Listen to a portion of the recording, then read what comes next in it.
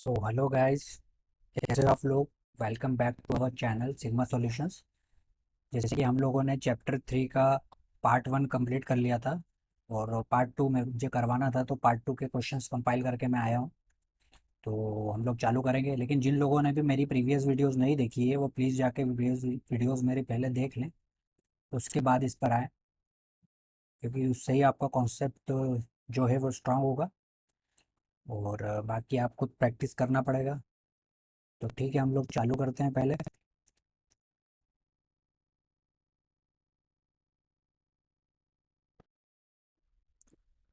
Questions based on linear equations in two variable, जैसे कि हमको पता है, और ये पार्ट 2 है। ठीक है, तो हम लोग चालू करते हैं अपना अगला क्वेश्चन पे। तो देखिए, हमारा जो 6 क्वेश्चंस तो मैंने आपको करवा दिए थे, ये 7th क्वेश्चन है जो कि पार्ट 2 में स्टार्ट हो रहा है। तो चालू करते हैं। देखिए, एग्जाम में आज 3 मार्क्स का है। A motor boat whose speed is 20 kilometre per our in still water takes 1 hour more to go 48 kilometer upstream than to return downstream to the same spot. Find the speed of the, ये stream है, यहाँ पे stream कर लेना। Stream, अब stream का मैंने आपको बता दिया था, जैसे कि आपको अगर पता होगा, अगर नहीं पता है तो मेरी वीडियोस जाके देख ले।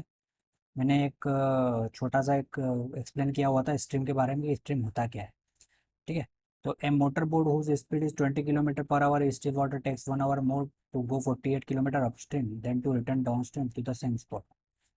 तो वो कहने का मतलब ये है कि एक मोटर बोट है जिसका स्पीड है 20 किलोमीटर स्टिल वाटर में। ठीक है, वो क्या करता है, एक 1 आवर एक्स्ट्रा लेता है, किसमें, अगर वो 48 किलोमीटर जाएगा अप स्ट्रीम तो 1 आवर उसको ज़्यादा लगेगा। किसके कंपैरिजन में, डाउन स्ट्रीम। अगर डाउन स्ट्रीम में वो जाएगा, मान लो डाउन स्ट्रीम में वो 6 आवर्स लगते हैं, तो अप स्ट्रीम में उसको लगेगा कितना, 1 आवर और 7 आवर्स। समझाने के लिए बोल रहा हूँ, ये वो बोल रहा है क्वेश्चन, वो कुछ दिया नहीं है हमको। अब बोल रहा है find the speed of the stream. इतना समझ में आ गया सबको। अब देखिए, ये वेरिएबल इक्वेशन के फॉर्म में फॉर्म होगा, लीनियर इक्वेशन के फॉर्म में। तो कैसे होगा देखते हैं इसको। अब हम, मैंने जैसे बताया था आपको, उसको सॉल्यूशन करेंगे। ठीक है, सॉल्यूशन करने में हमको स्पीड क्या दे रखी, speed of boat in still water है 20 किलोमीटर। तो हम मान लेते सपोज स्ट्रीम का स्पीड कितना है, ऑफ स्ट्रीम इज एक्स। ठीक है, इतना आया समझ में, इसको मैंने एक्स मान लिया। तो वो क्या बोल रहा है देखिए, तो आपको ये फार्मूला पता होगा, speed equals to distance upon time.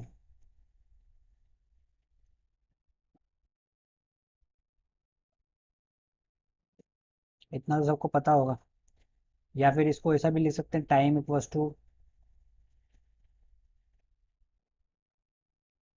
Distance upon speed,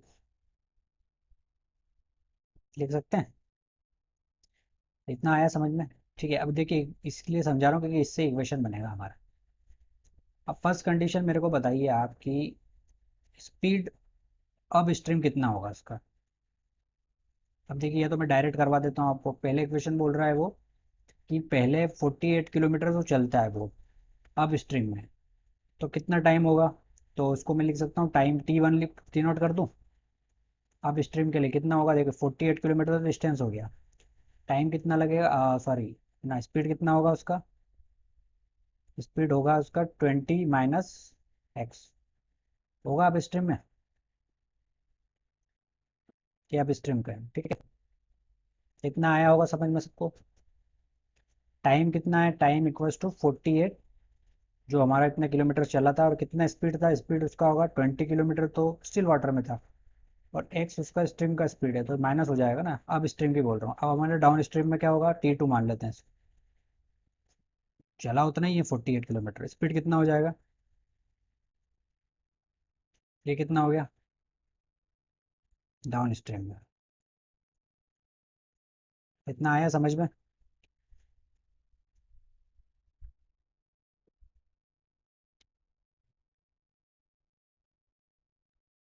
ठीक है, इतना तो किसी को प्रॉब्लम नहीं होगा। देखो, डाउन स्ट्रीम में इसका स्पीड प्लस हो जाता, इसमें इसका स्पीड माइनस हो जाता है। ठीक है, अब अब देखिए इसका इक्वेशन कैसे बनेगा। इसका क्वेश्चन में ये बोल रहा है ये कि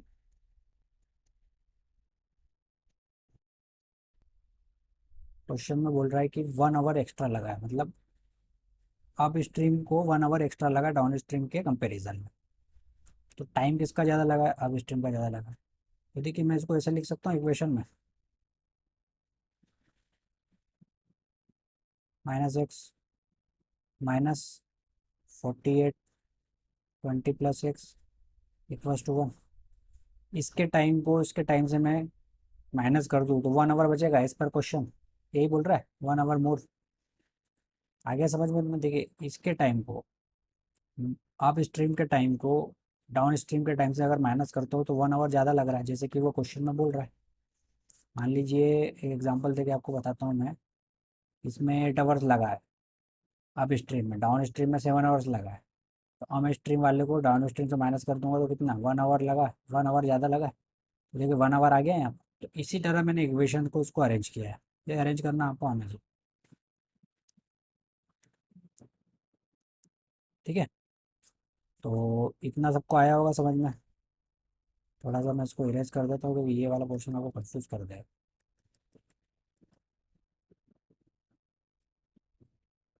ठीक है, अब क्या करेंगे, इसको अब हम सॉल्व कर लेंगे।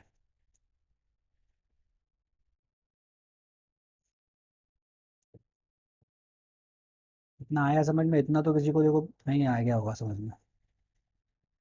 अब इसका एलसीएम ले लेते हैं, तो इसका एलसीएम इसको सॉल्व करते हैं फर्दर। 20 - x ऐसा आ जाएगा, 20 + x ऐसे ही आ जाएगा। और इसका मैं 48 कॉमन ले लेता हूँ।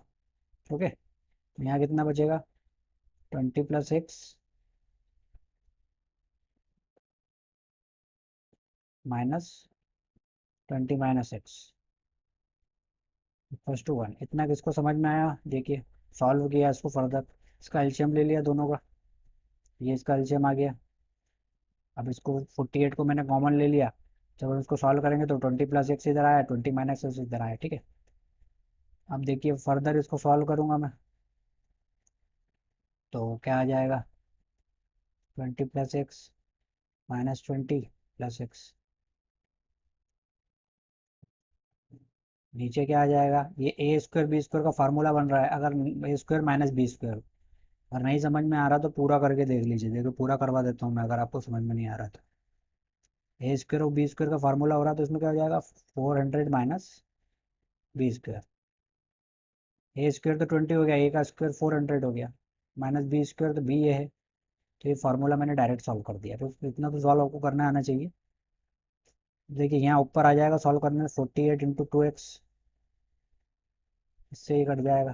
ठीक है, और अब ये नीचे वाले पोर्शन को मैं इधर मल्टीप्लाई करता हूँ, इक्वस टू में लेके आ जाता हूँ, तो 400 -x²। अब देखिए इसको इक्वेशन बनाता हूँ, तो मैं x को इधर लेके आता हूँ, तो क्या हो जाएगा? +x² -400 42 × 2 96x। ये बन गई इक्वेशन हमारी, बन गई कि नहीं इक्वेशन? अब इक्वेशन को आपको मैंने सॉल्व करना बताया था, इसको एक्सपेंड करने पे देखो नहीं आ रहा तो मैं एक्सपेंड करके बता देता हूँ आपको। ये मिडिल टर्म को एक्सपेंड करना है। देखिए इसका एक्सपेंशन आप करके देख लेना, नहीं समझ में आ रहा तो पूछ लेना डाउट। का एक्सपेंशन इस टाइप से होगा।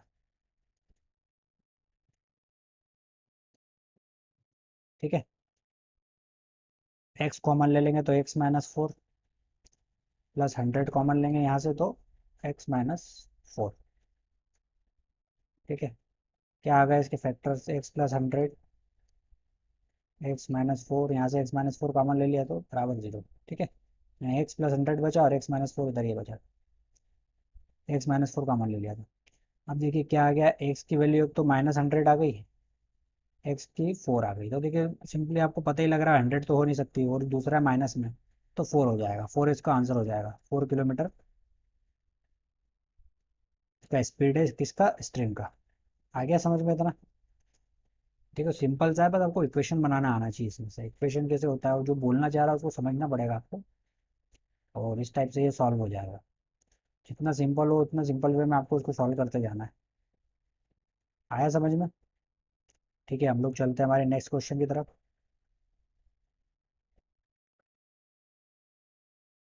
देखिए आ गए हम लोग क्वेश्चन नंबर 8 की तरफ।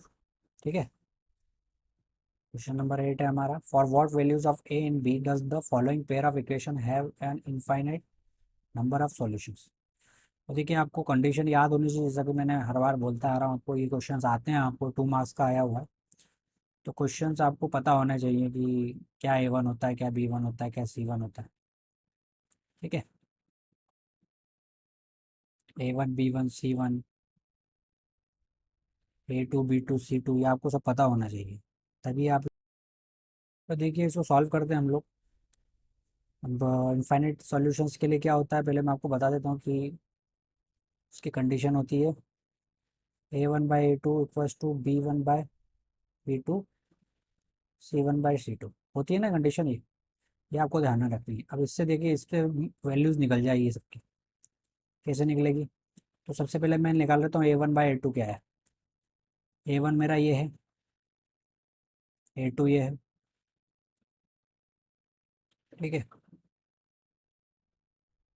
B1 B2 B3। ठीक है, A1/A2 B1/B2 इक्वल टू। देखिए A1/A2 पहले मैं रखता हूँ इसमें। A1/A2 क्या है, पहले A1 मेरा क्या है, A1 ये है एंड A2 ये है। तो देखिए क्या होगा, A1/A2 क्या होगा मेरा, 2A - B। इतना किसी को डाउट हो रहा है? ठीक है, B1/B2 क्या है, B1 मेरा क्या है 3, B2 कितना है, A1 B1 C1 A2 B2 मेरा क्या है A+B।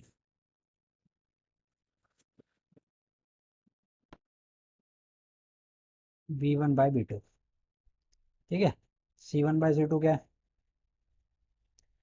C1 मेरा 7 है, तो इसको मैं इधर लेके आऊँगा, -7 हो जाएगा। या अगर ये दोनों इक्वल्स में है तो कोई फ़र्क नहीं पड़ता, इसको लिख दीजिए आप 7/3A+B - 2। ठीक है, आ गया। अब देखिए इसमें सब में ए बी वेरिएबल्स आ रहे हैं इसमें, तो इसमें मतलब ये A+B है। अ, हमारे ये जो कहते हैं कोएफिशिएंट्स में ए और बी, जो रियल नंबर्स में, ये सब में ए और बी आ रहे हैं, तो ये सॉल्व होंगे ना, तो कुछ वैल्यूज होगा। तो इसमें हमको यही पता लग रहा है कि इसमें इक्वेशंस बनेगा। ठीक है, तो हम A1 A2 B1 B2 को रख के इक्वेशंस बनाते हैं। क्या बनेगा देखिए, 2A - B 3A+B। फर्दर इसको सॉल्व करते क्या आएगा, 2A + 2B 3A - 3B। अब इसको राइट हैंड साइड लेके जाते हैं तो देखिए क्या आ जाएगा, क्या इक्वेशन बन जाएगा मेरा, A - 5B + 0। आप करके देख लेना, ये इक्वेशन बनेगा आपका। इसको नाम दे देते हैं इक्वेशन फर्स्ट। ठीक है, अब फिर से क्या करता हूँ, A1/A को मैं इसको लिख सकता हूँ C1/C2 के अगेन। A1/A2 को =C1/C2 लिख सकता हूँ, तो इक्वेशन बन जाएगा। देखिए तो A1/A2 क्या था मेरा, 2A - B = 7 3A+B - 2। फर्दर इसको सॉल्व करेंगे तो आएगा 6A + 2B - 4 7A - 7B। फिर से हम इधर लेके जाएंगे तो क्या आएगा देखिए, A - 9B +4 = 0। आ रहा है, इसको मैं ऐसे लिख सकता हूँ A - 9B - 4। देखिए दो इक्वेशन आ गई। मैंने फंडा यही बताया था कि हमको इक्वेशंस बनानी है, इससे हमारा ए वो बी की वैल्यू आ जाएगा। अब देखिए यहाँ क्या है,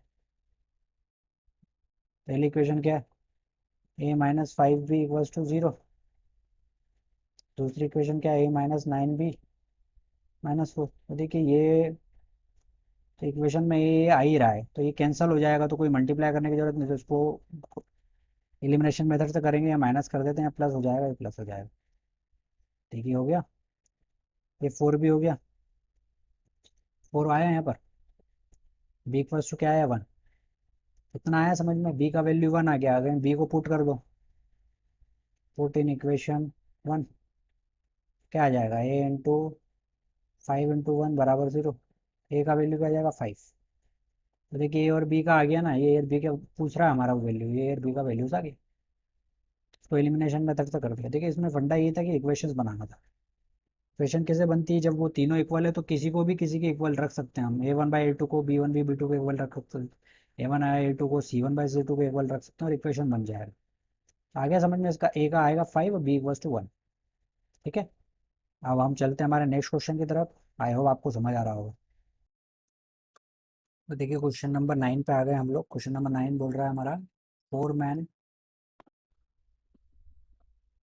four man and six boys can finish a piece of work in 5 days, while 3 men and 4 boys can finish it in 7 days. Find the time taken by one man alone or then by one boy alone.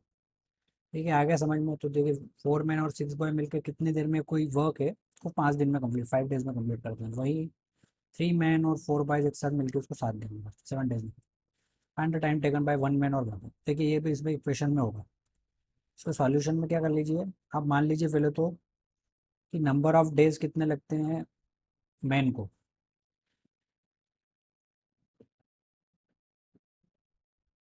इसको क्या मान लीजिए, is x. Suppose number of days by boy to complete a work is y. ठीक है, इतना समझ में आया, एक्स और वाई मान लिया। अब फर्स्ट कंडीशन देख ले, फर्स्ट कंडीशन क्या बोल रहा है वो हमारी। फर्स्ट कंडीशन हमको दे रहा है वो बताने के लिए पजल टाइप की, 4 मैन और 6 boys can complete a work in peace of work in 5 days। ठीक है चलिए, ये तो समझ गए।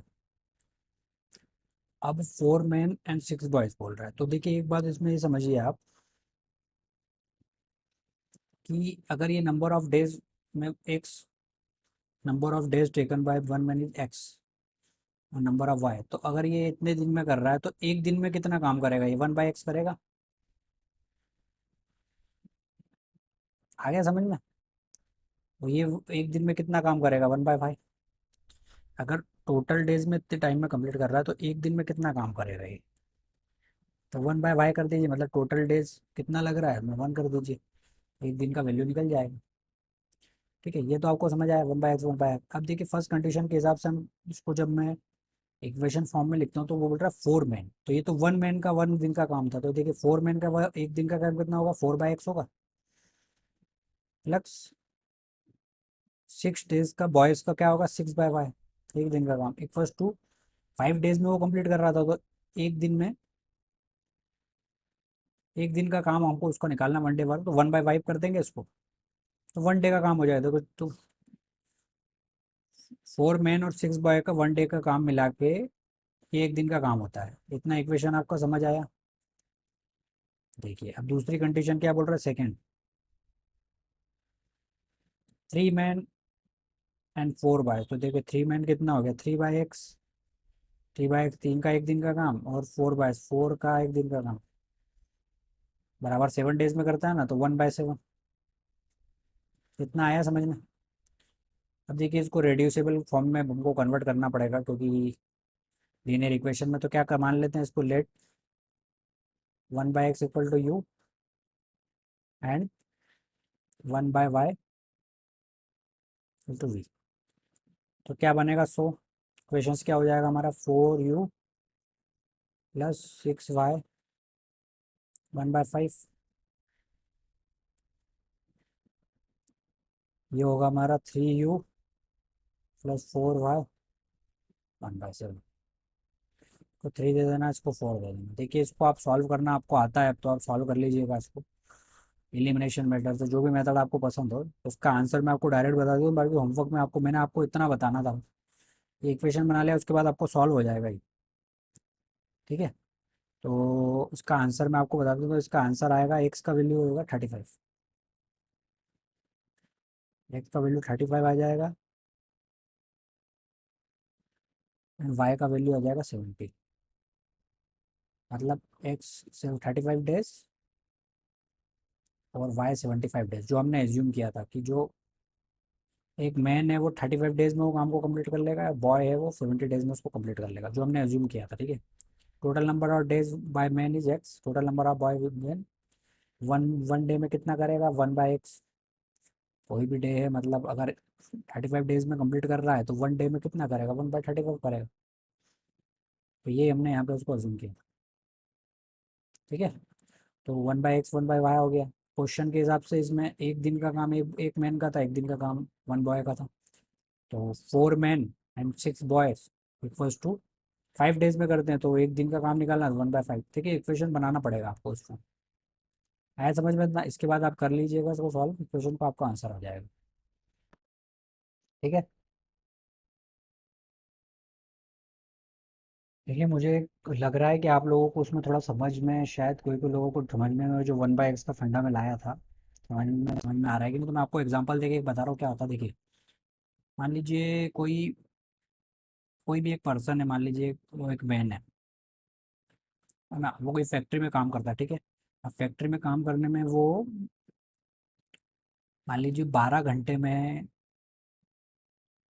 12 आवर्स में वो कितना बनाता है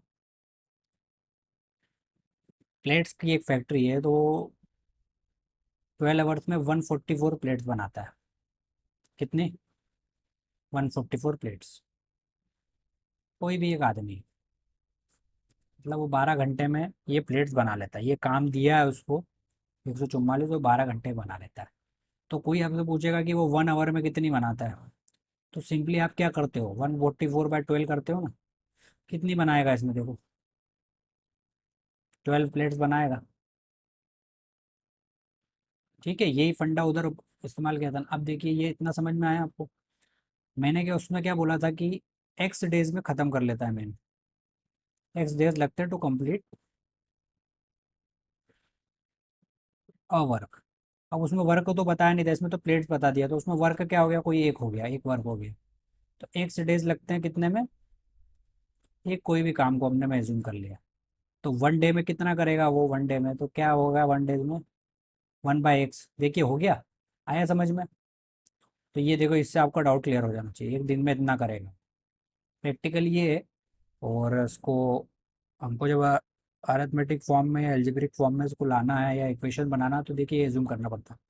काम तो उसने कोई भी एक काम बताया था, वो काम हमको पता नहीं, तो हमने उसको वन मान लिया, 1/x। सिंपली सेम उसका 1/y आ गया था। अब देखिए क्या होता है ये। अब दूसरा मैटर उसमें था कि इक्वेशन में, मैंने दूसरे में क्या होगा, आपको कन्फ्यूजन आया होगा कि ये तो एक आदमी बना रहा है। अब उसमें हमको बोल रहा था 4 मैन, अब इसमें मैं 4 आदमी डाल दूँ तो इसकी इक्वेशन में ऐसा हो जाएगा ना, 12 × 4 हो जाएगा ना। हो जाएगा कि नहीं, ये तो एक आदमी बना रहा है, चार चार आदमी कितना बनाएंगे, तो कितने बनाएंगे, 48 प्लेट्स एक एक घंटे में बनाएंगे। तो सेम यहाँ पर जो फंडा था कि वहाँ पे 4 मैन थे, तो एक दिन में, वन डे में 4 आदमी कितना काम करेंगे, 4/x। आया समझ में? तो ऐसी इक्वेशन बनी थी। ये आपको थोड़ा सा समझने के लिए मैंने बताया था, ताकि आपको कन्फ्यूजन नहीं हो। और वो दोनों मिला के 5 दिन में एक काम कर रहे थे, तो उनका एक दिन का काम कितना होगा, 1/5। सेम। तो वो इक्वेशन जो बना था इसी टाइप में बना था। ठीक है, ये समझाने के लिए आपको था, तो आई होप आपको समझ आ गया होगा।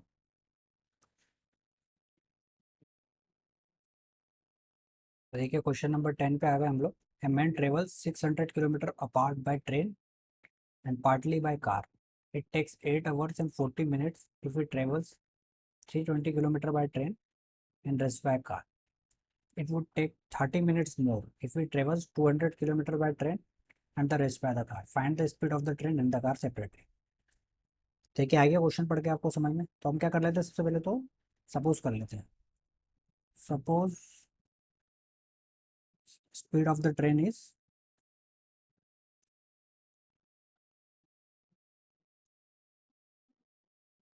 एक्स। ठीक है, and speed of car is y. ना आया समझ में? ठीक है, अब टाइम, अब क्या बोल रहे हैं, इट टेक 8 और 40 minutes if it travel 320 kilometre by train. तो देखिए ट्रेन कितना टाइम लिया, तो स्पीड कितना था ट्रेन का, सबसे पहले डिस्टेंस कितना था ट्रेन का हम निकाल लेते हैं। ट्रेन ने जितना लिया टाइम, तो ट्रेन ने कितना चले, 320 किलोमीटर चली, स्पीड कितनी थी, एक्स। इतना कोई प्रॉब्लम है?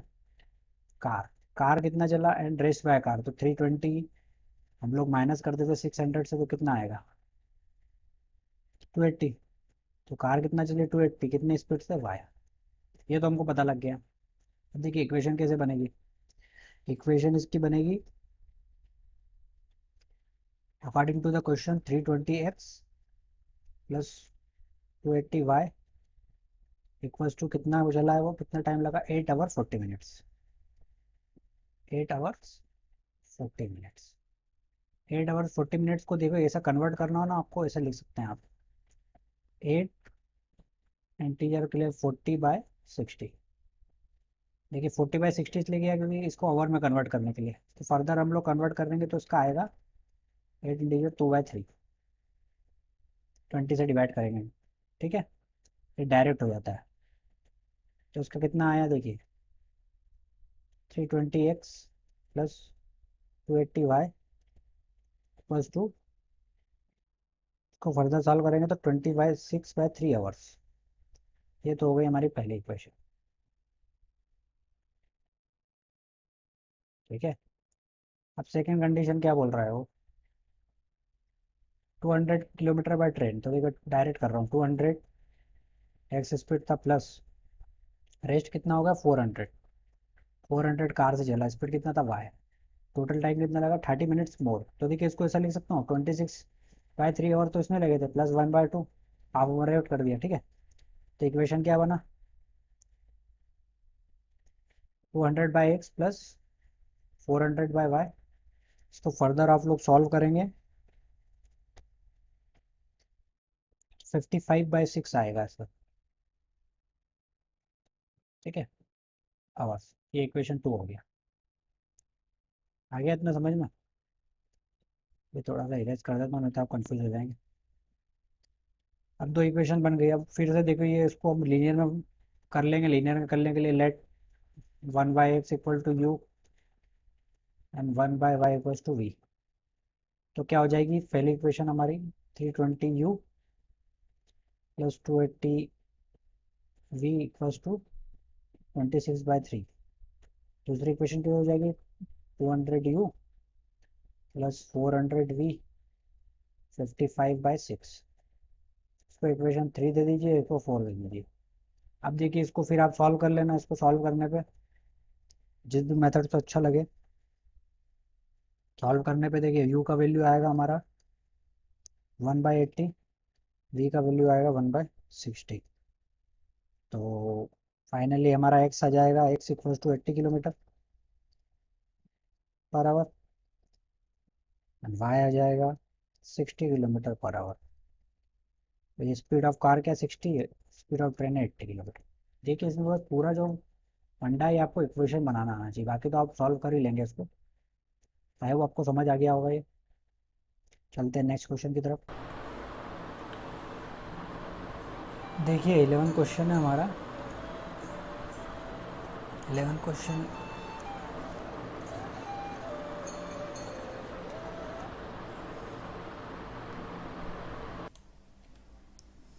तो ठीक है, 11 क्वेश्चन था हमारा, ठीक है। तो 11 क्वेश्चन में मैंने जैसे आपको बताया था कि, एक मिनट रुकना, ओके।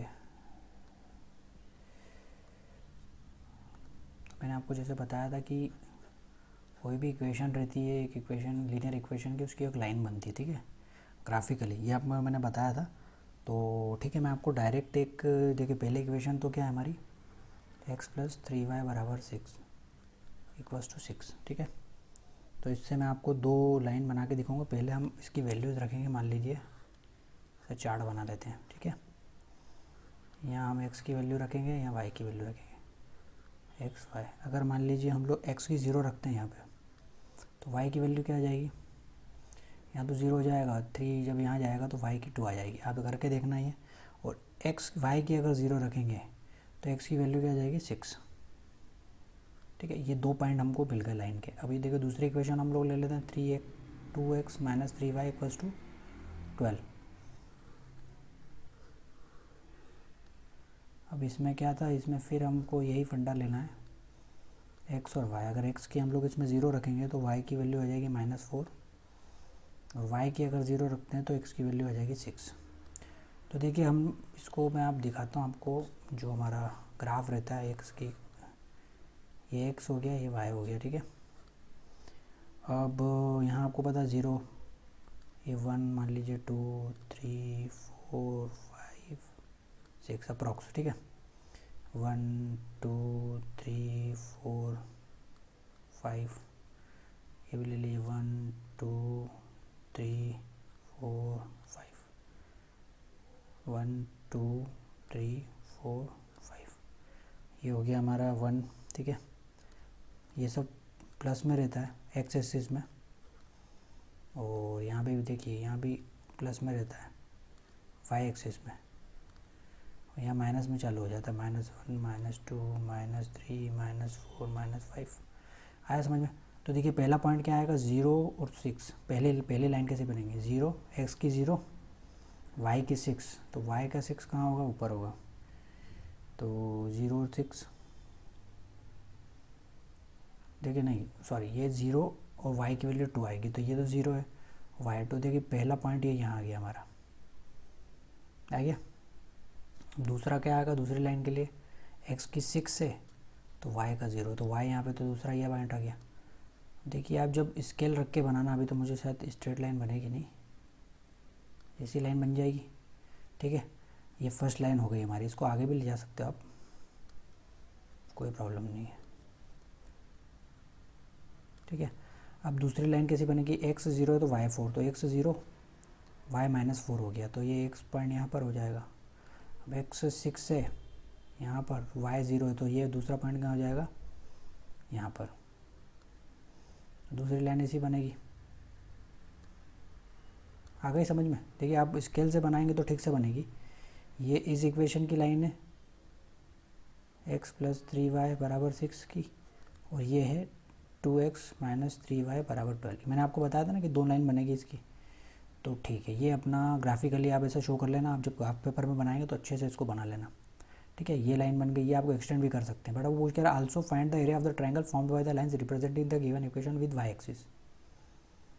अब देखिए जो ट्रायंगल बन रहा है इसमें, ये अब इसको मान लीजिए पॉइंट को नाम ले देते हैं, दे देते हैं हम लोग, इसको दे दीजिए आप ए, ये इसको दे दीजिए ओ, इसको दे दीजिए बी, इसको दे दीजिए सी। तो देखिए ए बी सी ट्रायंगल बन रहा है,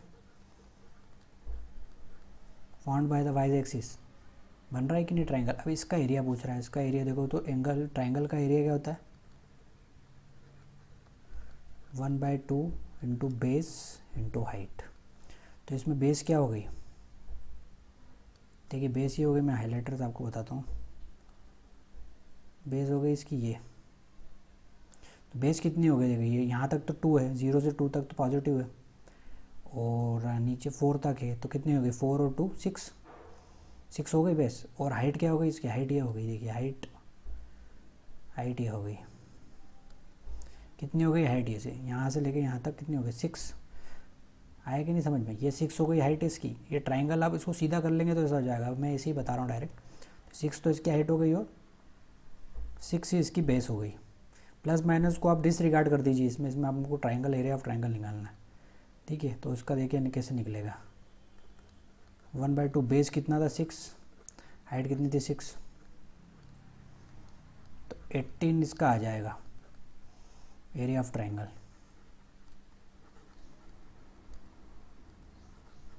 अब ये कुछ भी इसकी यूनिट जो भी हो आप लिख देना, स्क्वायर मीटर स्क्वायर फीट जो भी हो, जिस फॉर्म में भी आप लिख सको, बट 18 इसका एरिया आ जाएगा। आएगा कि नहीं समझ में, देखो सिंपल सा, बेस इंटू हाइट होता है, तो ये बेस हो जाएगा, दिख रहा है आपको, ये ट्रायंगल बन रहा है, बेस ये हो गया, और हाइट क्या हो गई, ये हो गई हाइट इसकी। ये आप क्लियर में बना नहीं पाए हूँ, आपको स्केल से बनाओगे तो आपको और अच्छा बनेगा, ठीक है। ट्राइंगल ABC है, देखिए ABC बन रहा है ना ट्राइंगल। अब देखिए मैं इसको वो कर देता हूँ, क्या बोलते हैं, इसको स्केच कर देता हूँ ताकि ट्राइंगल समझ में आ जाएगा आपको कब बन कहाँ रहा है कि ये ट्राइंगल बन रहा है, ठीक है। आया समझ में, देखो सिंपल सा है, तो आया वो आपको समझ में आया होगा। सिंपलेस्ट फॉर्म में मैंने आपको समझा दिया, ऐसा आपको करके बताना था, अभी 3 नंबर मिलेंगे, ठीक है। आगे बढ़ते हैं, तो फाइनली हमारे हो गया आज का पार्ट 2 भी कंप्लीट, और हम लोगों ने आज पूरा कर लिया चैप्टर 3। इसी के साथ आपको कोई डाउट हो तो प्लीज़ कमेंट करना, और कुछ समझ में नहीं आ रहा है तो आप क्वेश्चन मुझे भी कमेंट बॉक्स में पूछ सकते हैं, और पसंद आ रहा है तो प्लीज़ सब्सक्राइब कीजिए, लाइक कीजिए, शेयर कीजिए, सपोर्ट कीजिए। कोट है हमारा, गुड थिंग्स टेक टाइम। तो हर चीज़ के लिए टाइम लगता है। हैव पेशेंस और प्रैक्टिस करते रहिए। इसी के साथ आपसे बाय बाय लेते हैं, अलविदा लेते हैं। Thank you very much. मिलते हैं नेक्स्ट वीडियो में, तब तक के लिए गुड बाय, टेक केयर।